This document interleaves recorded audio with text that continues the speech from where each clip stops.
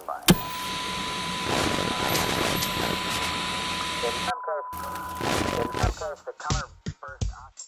The views and opinions expressed during this live stream do not necessarily represent the views of Framing the World. Individuals are invited to be interviewed for their unique perspective on specific topics, and not because Framing the World agrees with or endorses all other areas of opinion. Listener discretion is advised. All right, guys. Well, today is going to be another Answers in Creation episode. We are on episode 7. And, of course, we have Matt Powell in the house, and we also have Shane in the studio. So this is exciting. Joining us for his first ever episode of Answers in Creation.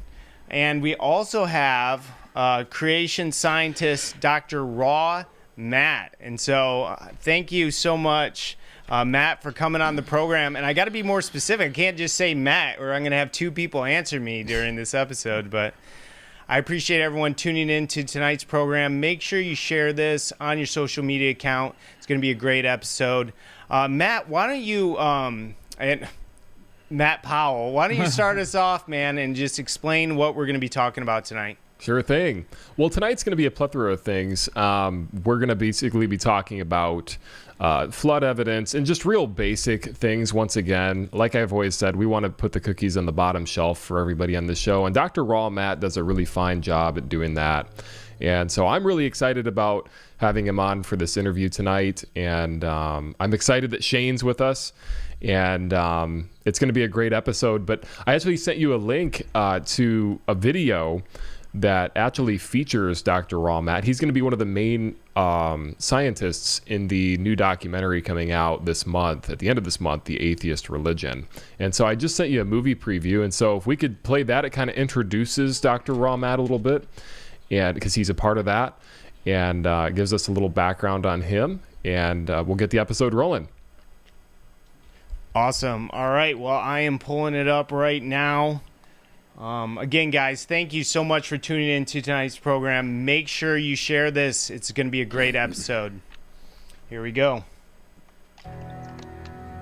Dinosaur soft tissue is another example of the scientists ignoring the evidence. Here we have evidence that they're not as old as they say, and yet we're supposed to ignore it.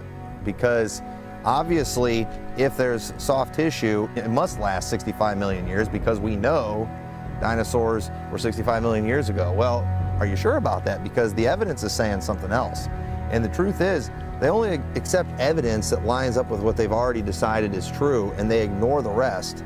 But we're all supposed to just accept that as science because they told us, even though they haven't shown us.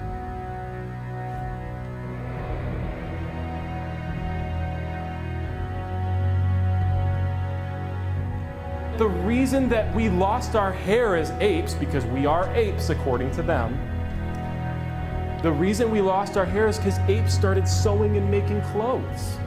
So they didn't need their hair anymore. Think about it, people. Logic, come on. Why did it start needing to wear a jacket? An ape today doesn't need a jacket no matter where it lives. It can live in the tropics. You can put it in a zoo in the city. You can put it in the Arctic. They live out in the frost in Japan, up in the high mountains, and they just sit there. They don't need clothes. They didn't invent a jacket and be like, you know what? This looks really cool. I think I'm just going to stay it on. And their dad monkey's like, no, don't do that. You're going to unevolve all your hair, and then we're all going to have to wear clothes one day. That's just ridiculous to think that they started wearing clothes when they don't need them, and that's why we lost our body fur. That's what they believe. You realize the first part of the scientific method is to make an observation. Has anybody ever observed Grandma Ape knit some clothing together and put it on her little cubs there?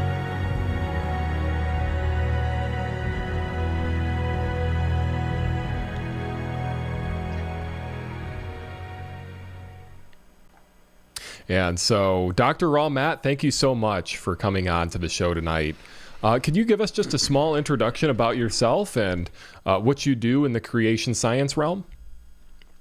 Yeah, I am part of a team called Standing for Truth. It's a YouTube channel and a team of us young earth creationists who defend the faith.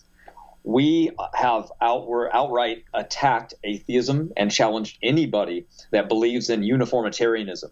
That's the belief of naturalism. That's where nature does everything. You can trust that when nothing exploded and lightning decided to slam into some mud, that all life was created, and that it evolved from bacteria and pond scum into all life on Earth, right? So we challenge that. We make you question evolution. And then by asking questions, we like to make people really question what they really believe to be true. Because the critic is so fast to say, you guys believe in magic, when we know that God disdains magic. But that's how little they actually know, right? They say that we believe in magic, but in reality, they believe in impossibilities, meaning they believe in scenarios that are beyond probable. So therefore, they're not, they're pointing their finger, but, the other fingers are pointing right back at them. They haven't critically looked at what they really believe to be true, because they're too busy mocking and ridiculing what they don't already agree with. And we come out now, this team standing for truth, and we say, wait a minute, there's an alternative to the belief that you've been indoctrinated with. We all went to school and we became indoctrinated to believe one thing, evolution. And now we know that this is not true. So that's what we teamed up and we fight against online. Incredible. And folks, if you have not subscribed to Standing for Truth, the YouTube channel, I just recommend typing it in. And you can see a lot of their debates, and they have very successful debates. Dr. Raw Matt has had very, very successful debates. And in one instance where a guy tapped out, which I thought was hilarious, personally. And a few instances where the Standing for Truth creationist as well, the man who runs the channel, who's the main guy on the channel, he's anonymous for the sake of his job, but he has done a fabulous job as well at destroying this false science. And so Dr. Raw Matt, in the video we played, it mentioned soft tissue, and we know that in 1990, Dr. Mary Schweitzer discovered this soft tissue, and as well as in 2005. And so with these discoveries, what is a good scientific analysis to conclude about these discoveries? Well, that's the thing, is when Mary Schweitzer herself found this evidence, she outright denied it herself. And then the first thing she says was that, one, I was excited like on the day of Christmas, and two, I was afraid. Why did she say she was afraid? Because one thing, remember, she's a secular scientist, and she knew that her discovery was so controversial that she would probably lose her job. So what did the evidence really say? That what she found shouldn't exist, because what happens is biological material doesn't exist for millions of years. It can't. It doesn't have the shelf life. It's like putting pickles on the jar, and pulling them out and leaving them on the counter. You're not expecting them to be there next year. They won't be there. But yet, that's exactly what we found. We found pickles on the counter that look like you just took them out of the jar yesterday. Doesn't make any sense. So that's what she discovered. And so what happened is that one of the things she discovered was blood tissue. Now, blood cells can't last that long. So she had to save her job. And she said, well, it seems like when you suspend blood in iron, it now can be preserved. So she saved her job. She was able to say, it's okay, blood can last millions of years as long as it's saturated in iron. But it negates all the other problems. You notice they don't like to tell you about the other problems. They just focus on that one because it's the only one that they've resolved. So I like to point at the other problems. Right on.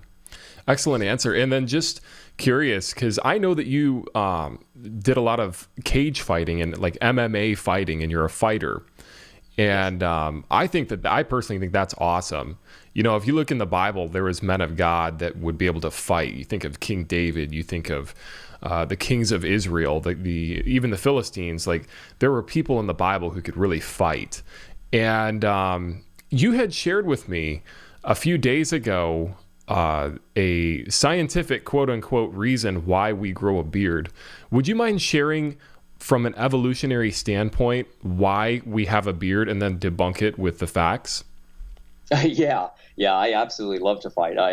It was my complete addiction and passion through my entire 20s and probably 30s. But I was reading through studies because it's fascinating to see what the new studies that come out. So this one came out this year, and the study was trying to determine why in the world human beings have such long facial hair. It doesn't make sense that we can grow a beard that goes down basically as long as we want it to, and females really just don't. So what's going on with males? So they hypothesized that, well, the reason must be is because the beard really doesn't have much of a insulator for heat. It really doesn't play much of a factor for that. So the beard probably evolved from being punched in the face.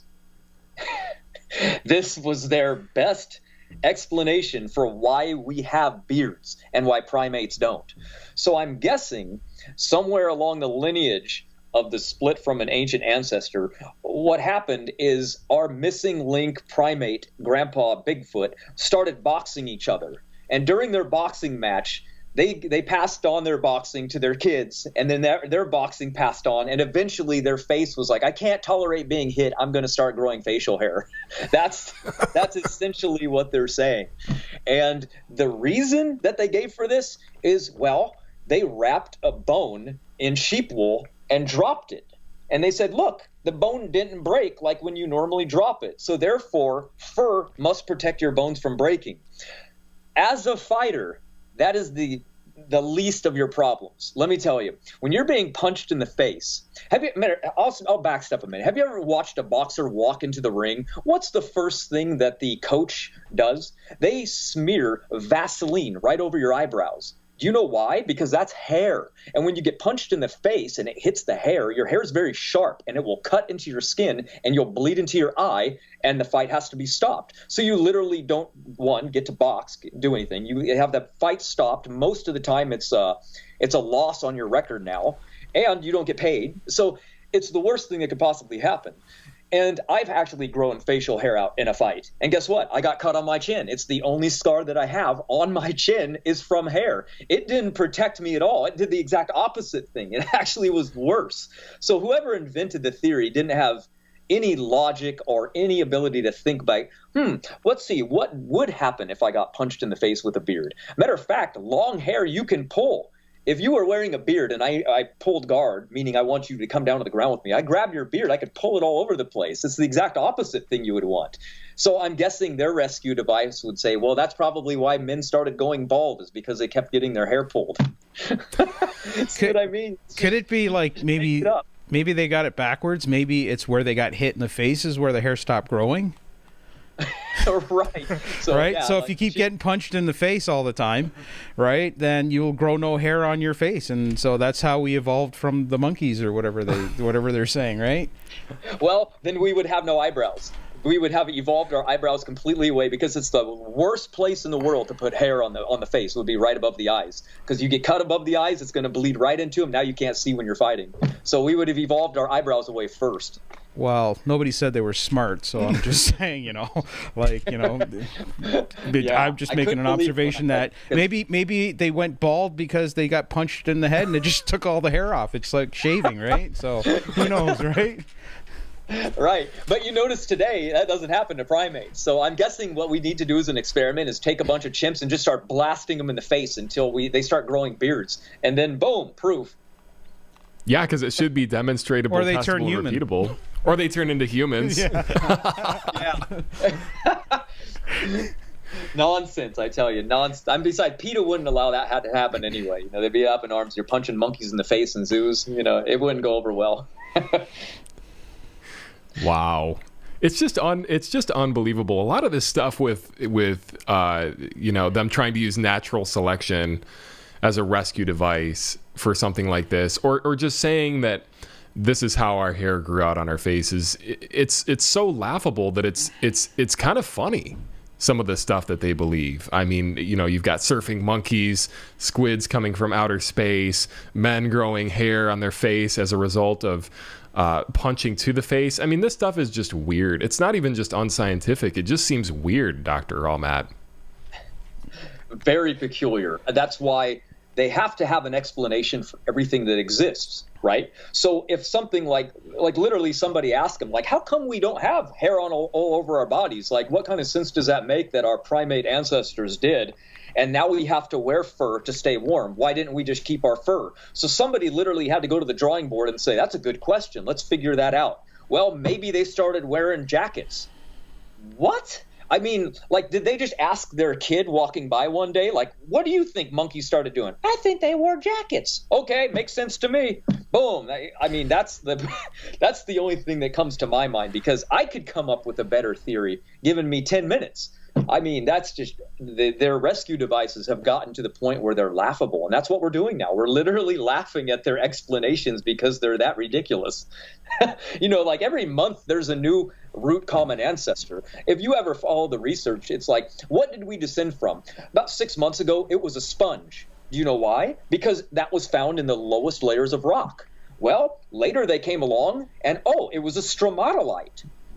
Because that was in the lowest layer. Well, last month, guess what? It was a worm. Now we're descended from worms. Worms are the oldest ancestor. Well, guess what? Worms burrow. That's why they're deeper. So they're constantly changing it up. And they say, well, we have to go with the evidence.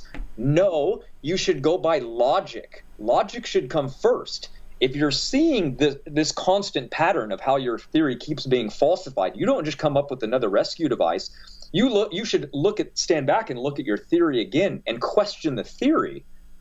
It's so funny, these people that question, they'll point out, they'll say presuppositional apologetics. And I'm personally, I'm not really a presuppositionalist, but they will nail presuppositional apologists for believing or having presuppositions. But when it comes to evolution theory, it seems like everything is just built on a presupposition to begin with. Otherwise, why would they use all these rescue devices? Does like you said that was a study? So does anybody actually really believe this? Like, or are these just theories that they throw out and hope somebody actually takes that as law? Like because like you said, it's kind of hard for. It just logic. If you just put a logical mind to it, it just makes no sense. But are you saying that people actually believe what you're telling us? Yeah, this is you can find it by just Googling it, and it comes up as a internet post, from like Wired magazine, which is a scientific journal. Then you go through it and they link the actual scientific peer-reviewed study showing it. Because remember, there's kudos in it for when a scientist comes up with a new discovery or a new theory. And since there isn't one really on facial hair, they're trying to get popular and get grant money and get funding so that they can say, hey, look, it's valid. It's the only theory that's there, and it's the one that makes the most sense. And so, yeah, they want it to take off so that it becomes very popular and they can add it to public textbooks, and then boom, you're rich. Well, I just Googled it, and it's up on Life Science. Did men's beards evolve to absorb a punch to the jaw? This is ridiculous. So I got a question. So if they actually get that funding and stuff like that, do they have to prove any of this, like by some kind of scientific experiment, or they just come up with this theory, they get the funding, and then they just like use the money to try to make us believe it? That's the question right there. And that's a good question. And here's the answer. The peer-reviewed study literally did that. They took sheep wool and wrapped it around a bone and dropped weight on it. And the bone didn't take as much damage as when it didn't have wool wrapped around it. So that was their evidence to say that was the science behind it all. That's amazing. No, it definitely wasn't some primate that they recognized was fighting other primates, and all of a sudden it had like half a centimeter more facial hair, and they're like, oh, maybe that's what's really happening. Oh no, that's the hypothetical. That's what gets injected into their evolutionary belief system, and it must be true until you can prove them wrong. It's like, wait, you haven't even proven it's true. What's going on? These people are they'll believe in Bigfoot and aliens and hollow earth, that we live in a hologram, but creation? No way. That's crazy. I'll believe that monkeys got hit in the face until they grew beards before that. That's ridiculous. Yeah.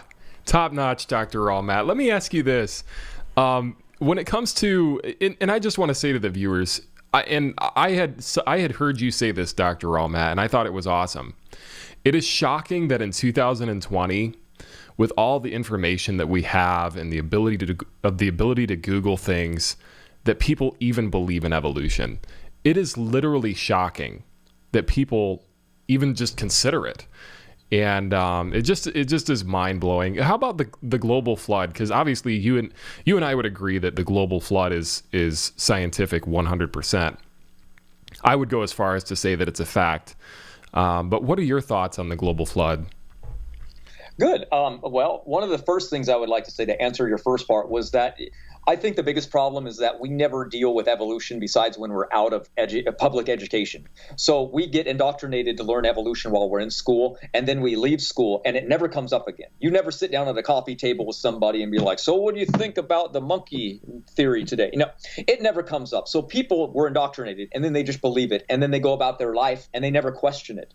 They don't go on Google and they really question anything. And plus, let's say that you were taking a test, and you were to write an answer not in your textbook, well, that's an F. You're going to fail. So it's geared only towards evolution with no other theory allowable. So when it comes to the flood, catastrophism is removed. Anything that's a worldwide calamity has been removed because Charles Lyell, who invented the geologic column, he hated God, and he hated anything to do with God. And God was everywhere back when he was alive. It was in all the science textbooks. Everybody believed in young earth creation, and he despised it. So what he did is he said, I need to make the earth look old, and I'm going to do that. And guess what? He wasn't a geologist. He was a lawyer. He literally lived in the city writing, paying people's taxes. So he knew nothing about it. He went out there and he said, I'm going to trick this, and I'm going to invent this theory, and I'm just going to say that those layers are millions or billions of years old. So that's what he did. He went out there without any evidence, and he just said these layers are layers of time. So he named them by layers of time. So now you can't even say the layers without people thinking of epochs of time. So he did his job. It fooled everybody. And we literally think that when we're looking at the layers, we're looking at layers of time, and that we see more primitive life the lower levels we get. But what we're actually looking at is evidence of the flood in the most basic form you could ever see. Like I was saying, what are in the lowest layers? Well, we have worms. Well, worms, when they're flooded over, they try to survive by actually burrowing. They actually do the opposite of what they probably should do, but they know that they're safer underground. So you're going to find them in the deepest layers. That's exactly what we find. Then we find stromatolites. Now, those are living organisms that are anchored to the ground that look like giant sponges. They don't move either. So what's going to happen in a flood? They're the first to be buried. They can't leave it. Then you're going to get things like trilobites. And then trilobites, what do? They can only crawl. So they're the next to die. Then you get sponges. They're the next to die. And then everything after the sea, water starts to go on land and bury the life there. What do we look at when we look at the geologic chart? We literally see aquatic life that can't move very good at the bottom layers, then the aquatic life that can move, then land life, and then that can't move good, and then land life that can move good, and then birds, right? So we're seeing what exactly we should see if there was a global flood, but they've turned the evidence into their own theory, saying, no, this is proof that we evolved from that worm. That's the problem. It's incredible. I was watching Bill Nye, and there's this video, I'm sure you've seen it, where it says that the video title on YouTube is Bill Nye Destroys Noah's Ark.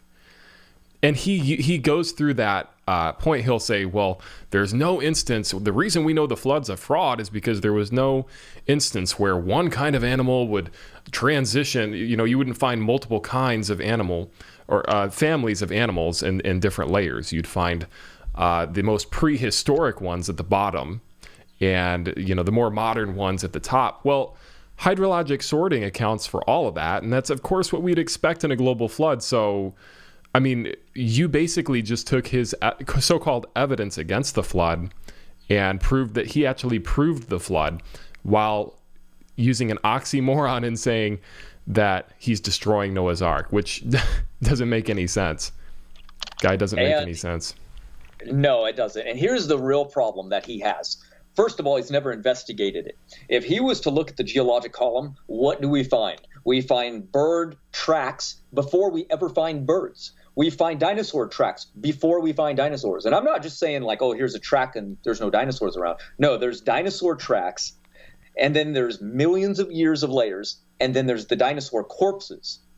Well, where are the corpses with the tracks? They're not there. We find bird foot tracks, no bird carcasses.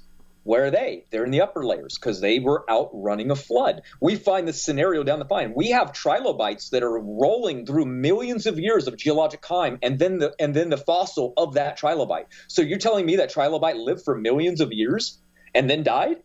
Come on, no way. How about dinosaurs that were stomping through the mud, running from the flood like a Tyrannosaurus? I have multiple pictures of this, and then it ran away, and then the layers solidified. Well, now the mud literally is indented with dinosaur tracks stomping through millions of years of geologic time. What are you talking about? That's not possible. Those layers don't bend. It's the dinosaurs running in soft mud, then it turned hard, and now they want to tell us that each of those layers are a million years. It's impossible. This is absolute proof that there was a flood. Simple as that. That is awesome. Shane, Paul, do you guys got any thoughts on that? Yeah, it's just crazy that, people actually believe this. Like, listening to you talk about it, it just seems like just common sense. Like, just apply common sense to the flood and all this stuff that you're saying, and then people are just like, no, it's all wrong. So I just don't understand how people can't just see through the lie. Yeah. Here's an interesting one. Ancient Aliens is real popular right now. It's a TV series that's out, and they actually recognize that there was a worldwide flood. That's what's astonishing. They believe in catastrophism. They said, look at this. There are rocks in the United States that are megalithic rocks, hundreds of thousands of pounds. They don't just get up and they've shown that they didn't roll there. So how did they get there? They said these had to have been moved in a flood. And there's areas where you can see ripple marks still in the ground where there was water that was over 100 feet deep in that region. I mean, they literally proved the flood for us. So that's really good. But we don't need that proof. We literally can walk around and go to dinosaur graveyards around the world. And what do we find? They died in positions of suffocating. Suffocating? What are dinosaurs suffocating? Why is a Tyrannosaurus Rex discovered under 60 feet of mud, died with their head up? That's suffocation. Why was it covered by 60 feet of mud? What could possibly do that other than a flood? Your answer is nothing. So fossils are extremely rare to begin with. And then when we do find them, when they're entirely intact, they died from suffocation. I mean, get real. Come on, people. I mean, there's logic, and then there's like denying. And they're to the point where they actually are denying evidence now. And I'm going over the physical evidence of what we actually look at. I want to tell you the best evidence that we have for the flood is actually in us and in all the animals around us that are alive. It's in their genetics. Now, if I were to say, what is the best evidence for the flood genetically? Well, guess what? The Bible tells us that we descended from Noah and his 3 sons and daughter-in-law. So that means we should come from 3 people. That means we should find 3 major haplogroups in all people. That should go back to that common ancestor. That's exactly what we find. What are the odds of that? That's incredibly rare and incredibly implausible. And from an evolutionary standpoint, nearly impossible. They cannot account for that. There's no possible way. And then to say that there's one Y chromosome that's in all human beings, showing that we descended from a single male, and then it's been tracked. Dr. Jensen from Answers in Genesis, took the high-quality DNA, stretched it out. It's the first time they've ever actually had high sequencing data. He traced it back 4,500 years ago. Then we have the CO1 gene. Inside of you and me and all animals, we all contain mitochondria. And all of that mitochondria all has 37 of the exact same genes. One of those genes is called the CO1. It's a small fragment of an area, and it's only a few hundred base pairs. Now, it's easy to test, and it's really cheap. So the largest study that's ever been done by the Rockefeller University went out, and they tested almost hundreds of thousands of species, not 10, hundreds of thousands. And they determined that 90% of all life that's on Earth went through a bottleneck recently. And now this is the problem. The study also tested fish. Aquatic life died as well. What could do that other than a global flood? Nothing. That's what confused the scientists the most in the study. They're like, we don't see any of these intermediaries that Darwin was talking about. And then we actually find evidence that all 90% of everything that's alive today went through a bottleneck. and that other 10% was living before the bottleneck. So that means 90% of everything that lived before the flood died, 10% lived. How many things went on the ark? Well, that's about 10% of all the life that was needed to replenish the earth, and it did its job. So when we see some extinct animals today, people are like, well, why would God let the animals go extinct? Don't worry about it. They did their job. They replenished the earth for mankind because the earth was made for us. So it's fascinating that we look at that one gene and we see that there's low genetic diversity in all life, and including human beings. And that shouldn't be so if evolution is true, because evolution says that millions of years have passed. Therefore, there would be massive amounts of genetic diversity, and it's not there. So genetics actually proves the flood to be true more than anything else. That is incredible. That is really incredible. And I appreciate that you take these complicated things, because genetics is a complicated field of science, and you bring it down to where everybody can understand it. And that is just awesome. And yeah, I mean, yep. No, I appreciate you coming on the show, man. I have never heard of you, Dr. Raw Matt, and you're awesome. I can't wait to check out your YouTube channel, Standing for Truth More. Is there any other way that people can find out more information about you? Yeah, let's just say that you went to Amazon and you typed in Raw Matt, one word. Our books would pop up, and you can find us that way as well.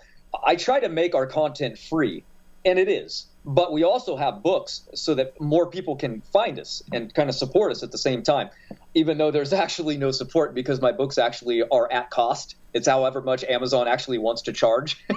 So wow. I can't literally charge less because that's how much it costs them to print the book. But essentially, we have as many books as we can put out there, trying to cover as many topics as possible. We started writing last year, and we have a lot of books covering most of the major topics that are out there that confuse people, like human evolution. Standing for Truth wrote that one, refuting the critics, any of their objections that come up. You know, we try to write in a layman thing, but when we get into books like Refuting the Critics, it gets really technical because the only critics that exist come from the evolutionary biologists. So they're coming in with technical questions, and we answer them in a technical way. But that's another way you can find us. But just typing in Raw Matt on YouTube, you can find my channel, but it's very small. It's what I post very seldomly. But most of the content that I make goes funneled right to Standing for Truth. Okay, so now the books that you write, is it you that write? Because you said we. Is it you, or is it a group of you guys that write them? We take turns. I wrote one in particular. This monster right here. That one's good. Oh, wow. It's just called the Young Earth Creation Model. And then I write. We break our work up because we're busy. You know what I mean? I make videos and. Well, it's very time consuming to write a book. So I can only imagine. Yeah, so we kind of split it up. My next one coming out, I could even post it even tonight if I wanted to. It's debunking Aaron Raw's entire flood series. I take every word he says out and I turn it into a book, and I debunked every phrase and statement that he makes. That'll be a fun one. I'm still trying to think of a title name. That's why I haven't released it. And so while I'm doing that, he's Standing for Truth is working on the human evolution one and debunking Neanderthals being monkeys and stuff like that, right? So he's debunking that. I'm debunking something else. So we're as a team, we're not writing books with each other. We're actually individually writing our own just to make it easier. Yeah, we tried teaming up and writing a single book together, but we wrote a lot of the same thing twice, and it became a mess. It was more work than it was work. Yeah. Well, Wow. I really appreciate you coming on the program today and talking with us. It's been a fun episode, man. So what are some of the main reasons people even believe in evolution? Because, you know, I just can't even none of it made sense because I was raised in a Christian home, so it doesn't make sense to me at all. But why do people believe in evolution? Because evolution is a vague word. It means change. It literally just means change. So when they say, well, do you believe things change? Well, yeah. Therefore, you believe in evolution, right? And then when you say, well, I don't believe that a land mammal, little walking creature turned into a whale, and they'll just say, well, you believe things change. Why can't you believe given enough time things can change that much? So See what I mean? It's just they're trying to say it's a possibility that things could. So if you use your imagination enough, it's a possibility. It's kind of like the theory that monkeys can type Shakespeare, right? If you give enough time and enough monkeys, it'll eventually happen, right? That's their theory. If you allow for infinity with an infinite amount of monkeys, they'll eventually type Shakespeare. That's their mindset going in. And we'll ignore the part where that's actually been tried in a study and failed completely. But in reality, that's what they believe. So theirs is a belief system that goes by the simplistic law of, well, things do change, so therefore evolution is true. It's a very rudimentary form of belief. That's all. And their system relies on mutation to take it. But since mutations don't do the change that they require in a time scale that's reasonable, they have to invoke millions and millions and millions of years, because evolution can't be true on the short scale. It has to have time to work. And since that's not testable, observable, or repeatable, it's literally not science. That's it. Yeah, so you have to learn this stuff from a young age and to believe it. I mean, you have to be taught this at a young age, because it doesn't make sense if you just you're just learning about it for the first time as an adult. Yeah, exactly. And then when you get into it and you start getting in and you start arguing with the people about it, they're like, well, why couldn't it work? It's kind of like you're trying to defeat a negative statement. It's like, well, first of all, you have to explain why it does work. You're not doing it. You point to the Linsky experiment, which was just a bunch of bacteria that was put in different environments. And they said, look at it evolve. And all it did is go through massive reductive evolution. It was throwing genes away just to survive. It was cornering itself to live in just that specific environment. 50% of them are dead.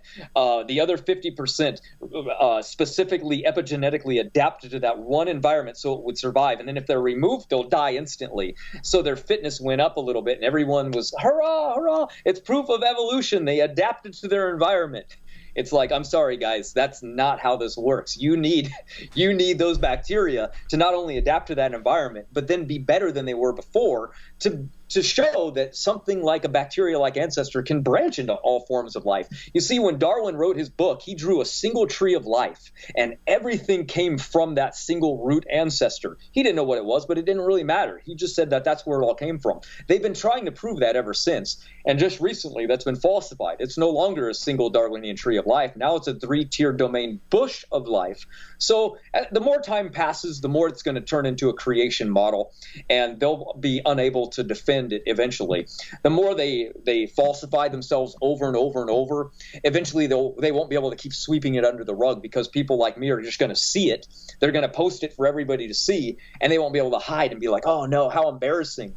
Like in the 1960s, Ernest Mayr came out and said, did you know that because evolution is true, of course, it's a fact, that animals today, when we learn about the genome and we learn about everything and what's going on, we're going to learn that no life alive today shares any commonality at all, because evolution has been going on for millions of years. Well, guess what? When we looked in the genome, we share tons of genes and everything, the genome, with all life on Earth.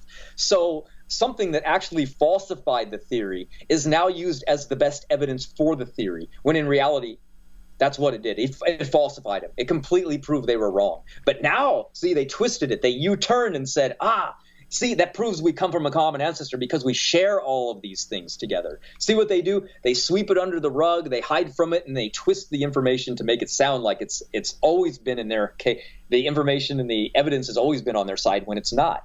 You know that Darwin, when he went to the Galapagos Islands and he saw the Darwinian the finches that are named after him, the Darwin finches, he literally went over there and said, well, if evolution's true, then I predict my finches are going to speciate one time every 3,000 years.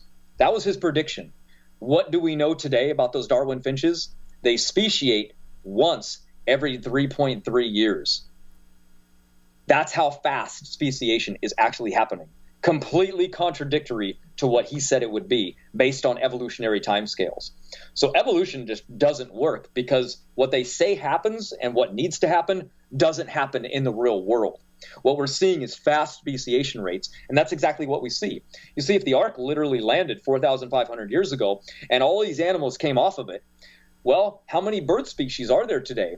Well, how many were on the ark? It says that if Noah took all the different bird families, he would have brought about 245 bird families on the ark.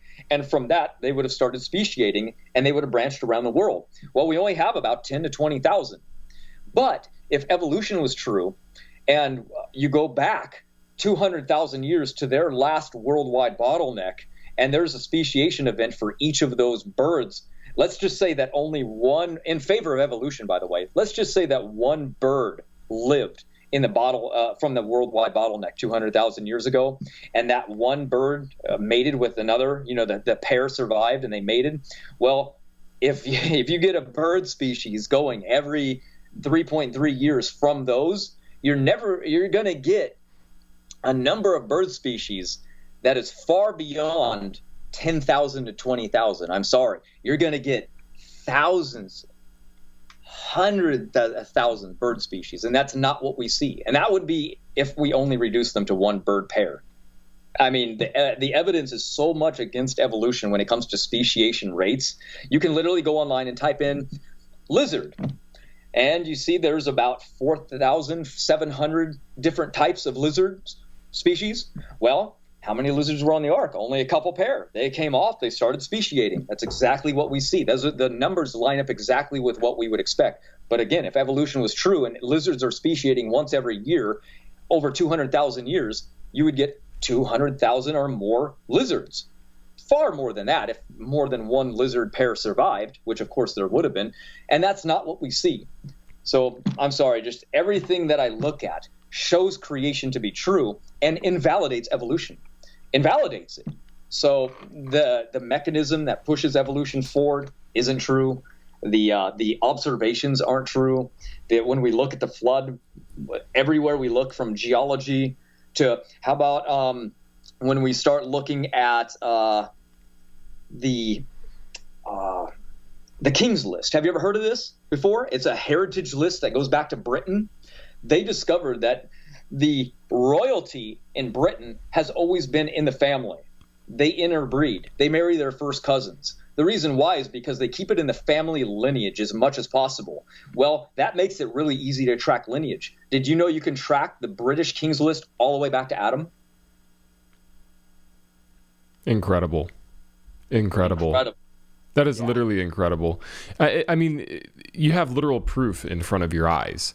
And I feel like at the end of the day, like, the Bible is something that I accept by faith, but oh man, there are so many things that you can prove. Like, you can literally prove a young Earth. You can scientifically prove that man and dinosaurs lived together. You can scientifically prove a flood. I mean, they say, where's your evidence? Where's your evidence? I don't need to provide you evidence. I can provide you proof. You just heard it right here tonight, ladies and gentlemen. Dr. Allmatt, let me ask you this. I've heard in debates where people will cry out, and this will probably be our last question because we want to keep this episode short because we'd like to have you on again. Okay. There are people who will claim that it takes millions of years for evolution to occur, and that these change of allele frequencies over time will result in change of, you'll change from certain animal families to different animal families. So my question to you would be, how would you respond to somebody who cries out? I heard somebody say, we need more time, Kent. We need more time. Right. What do you do when they ask for more time? I would just say, no, you need more time. I don't need more time, because we say that a change happens because of recombination and gene conversion. These are rapid. These happen very quickly. It's why if you had 1,000 children, not a single one would look identical to one another, because recombination is occurring in the genome, and every single kid that you have is going to be different. So yes, there's changes that are occurring, and they're rapid changes, but they're not the type of changes that evolution needs to be true. You're never going to have a child that's born with wings. So they need mutations to happen to do that. So they need vast amounts of time for a wing to form. For a mutation to form, you need a gene that needs to arise to form this wing, and then the wing has to know that it's got purpose. Half of a wing is useless, so it has to have forward thinking. Evolution isn't forward thinking. It doesn't do that. It's not a thought thing. If it doesn't work, it's going to get rid of it. Selection's going to remove it. It's going to say, this is worthless. I'm expending energy on something that my body doesn't need right now. I got to get rid of it.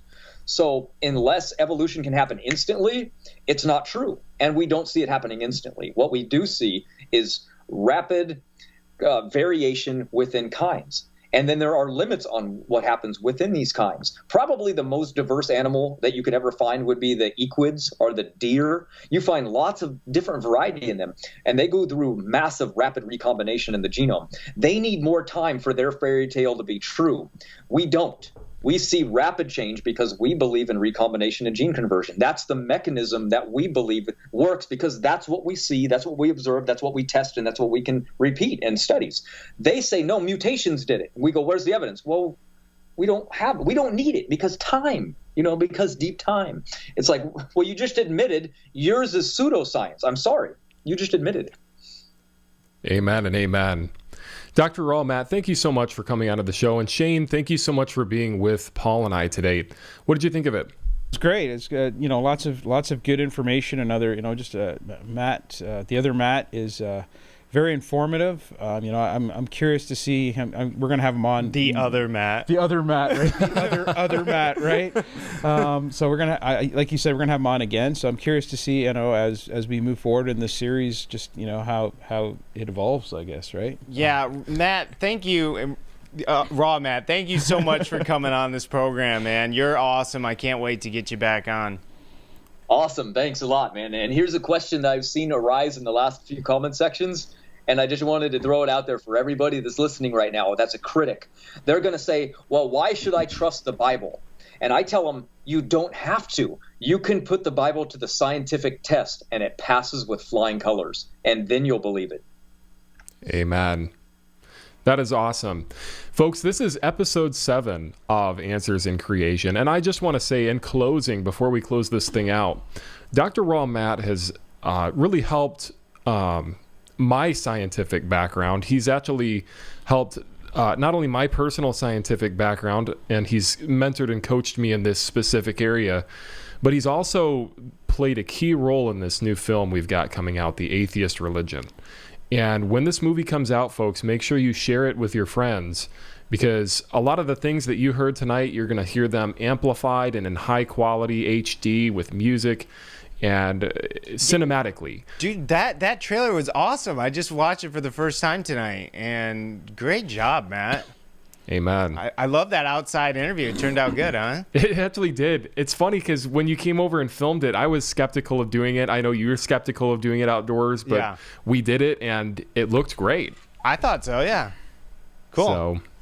Well, awesome. Thank you, Matt, for coming on the program tonight. Thank you, and thanks for having me. All right, I'll come back anytime. God bless, man.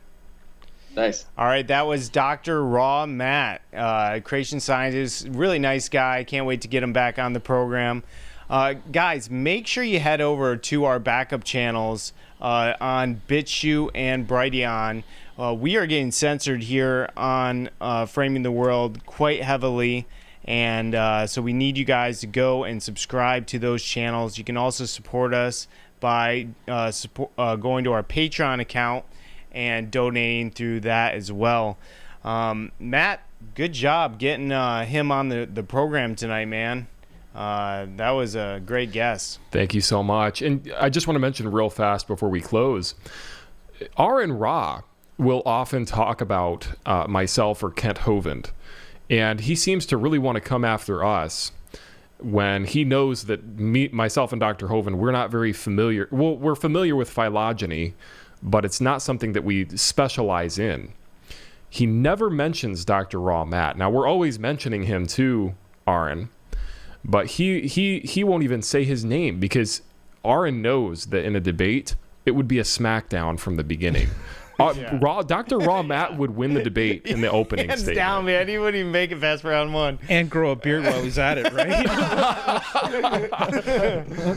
That would be amazing. So that's a challenge to you, Aaron. Actually, I would say if you wanted to come on my channel, and have a debate with Dr. Rawmat, if Rawmat agreed to it. If I could talk him into it and I could talk you into it, I would be happy to moderate something like that. But at the end of the day, I don't think you're going to do it, because he wrote a whole book falsifying your claims, and you know that you have nothing. And so at the end of the day, folks, creation science is science. And this was episode 7. And thank you so much, Paul, for what you do and putting this show together. Yeah, man, it's been fun. And you know what? Evolution is dumb. Yeah. Thank you guys for joining us here tonight, and thank you, Shane, for coming all the way from Canada. My pleasure. To join us. I'm on just this glad episode. to be here. I love doing these shows. So Yeah. Thanks, Paul. Well, we like to keep you up all night and then send you off to drive all day back to Canada. That's how I roll, right? All right, thanks, Matt, and thank you all for tuning in. Make sure you share this video and get the word out about Dr. Rawmat. Also, subscribe to his YouTube channel, Standing for Truth. Again, guys, thank you so much for tuning in. Answers in Creation, episode 7. God bless, guys. Subscribe to our BitChute and Brighton channels. Check the description. Nice. Subscribe now.